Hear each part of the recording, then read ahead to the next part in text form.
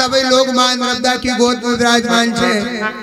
ये मां नर्मदा को दक्षिण तट है, सतपुड़ा पर्वत और मां नर्मदा का बीच में आप सभी लोग निवास करी रहा। और हमारो तट छे वो मां नर्मदा को उत्तर तट है। उत्तर तट में विंध्याचल पर्वत है। हम लोग मां नर्मदा का विंध्याचल पर्वत की कूप में बसी रहा। तो संत महात्मा लोग कह रहा वो थारो जंगल सुवनो लग झाड़ी, वो थारो जंगल सुवनो लग झाड़ी, नर्मदा महारानी। वो थारो जंगल सुवनो लग झाड़ी, नर्मदा महारानी।